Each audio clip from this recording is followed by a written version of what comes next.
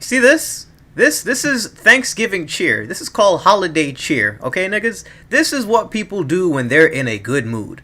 But then, when people play you and then they say, fuck you and your hidden gems, let's get it from my starting front line, shit gets real, alright? So no, this is a wager, the return of the subscriber wager series that I started last year. This is a long time sub of mine, Crayons. For those of you who don't know, he is the person that started Jameer Godson-ism, Jameerism, whatever you want to call it. He's the first person that told me that Onyx Jameer Nelson was the GOAT. So with no remorse, giving him the God Squad. This is the first time you guys are seeing my real full team in action because I'm not out to the 3-goal season road to the playoffs yet. He is wagering me his Moments Porzingis, the second GOAT, and the Moments Drummond, I believe it was. And we had played a game before this, and he actually got so, like, a lot of the 2K bullshit was on his side, and I ended up winning in the clutch. But there seems to be one thing my boy don't know yet. First of all, the 1, the 2, the ball movement, 90 mid-range from the cheese dynamic Anthony Davis. One thing my boy does not know yet is when the bullshit is on your side one game, it automatically switches next game. I did not turn down this even 1 second. I didn't even feel like playing stop pop.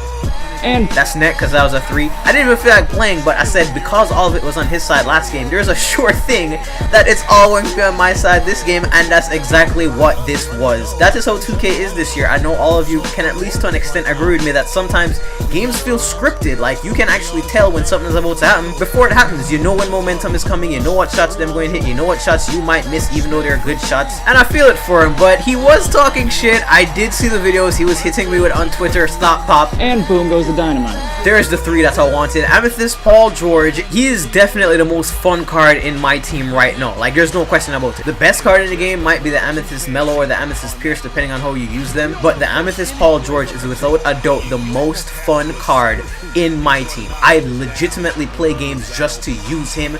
He does not fucking and boom goes the dynamite. Miss! With how good that the man is playing, I'm probably going to have a Moments card coming up because he just had a career high. I hope he have a Moments card, and I just fucking hacked the shit out of him. But like I said, BS is on my side. You have to understand how momentum works. You leave him open in the corner again!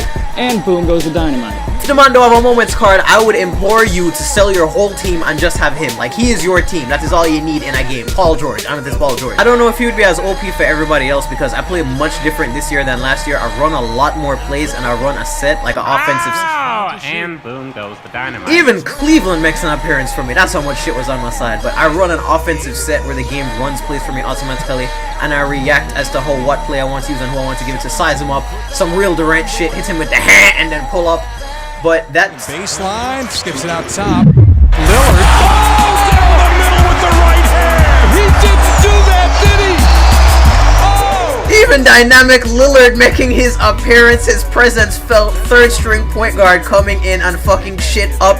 Of course, that is an and 1 goaltending because they had to kill the momentum. But at the same time, dynamic Lillard is the boss. I don't know why he's not so overall higher right now. He could be near Amethyst. In reality, he's having the season of his fucking life. But as you see here, I mentioned the offensive set. Paul George running off and boom goes the dynamite. Coming off of the screens like I had mentioned. It's so much more fun in this game to actually run with a set because then you're not just spamming pick and roll and hoping something happens for you. You actually have set plays that are run. Size him up. Harden's not fucking guarding me. TBT Mellow, 90 mid-range. But like I had mentioned with the offensive set, it's so much more fun to use because then you have players like Paul George and Mellow who can create on their own. But the thing is, no, you have the game making shots for you like it's basketball in real life, and you can make a decision if you want them to take that shot or not, or keep running the play. So I love the offensive sets in this game. They're actually a bit more realistic. And here's a and boom goes the dynamite. Little sneak peek at a hidden gem. I'm not going to tell you your name. If you can see it and recognize it, then you can go out and get him if you need him. Another person that's amazing to run in offensive sets because he can shoot so well. And that was GG. There was really not need for me to comment on this game as much because, like I said, BS was all my way. That is all that needs to be said. Once you hear BS their way,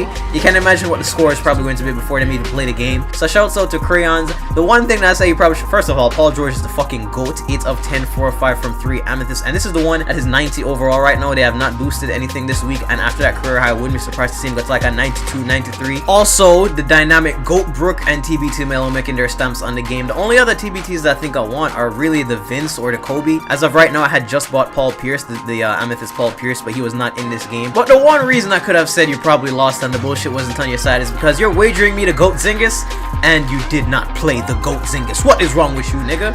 You know how much that could have changed the game? His presence alone could have made me lose. I would feel wrong scoring on him. So, you fucked up. But GG, he definitely did pay up. I've known him for a while. Like I said, he showed me Jameer Nelson, the god himself, so I didn't even make him buy in. But for anyone that wants to play me, a sub that wants to play me for a wager match, the minimum I'm going to do is 50,000 MT. So hit me up on Twitter and let me know that. But if I do not know you like that, then obviously I want you to buy in first. Give me your 50k. Obviously I'm not going to scam you because I don't need people blowing up my Twitter and my comments saying I'm a scammer. You just have to give it to me first so I know that you're just not going to run off if you lose, and that is probably about it. Oh, and something extremely cool I forgot to mention. If you guys know Robbie from True Brothers Gaming, be sure to go and check out his channel in the next upcoming week. He started a new series, a My Team community podcast that he's going to do once a week hopefully, and he had me on the first episode, which was extremely cool of him. We talk about everything My Team related to improve the mode and polish the mode and what we'd like to see changed, and it gives a lot of opportunities for different community members to let their voice be heard. So be sure to check that out, and also be sure to check out Crayons as well. He does like a YouTube thing and he's trying to get into some 2K videos on Call of Duty I believe as well, so if you're into that, his channel will be in the description. Go ahead and sub to him.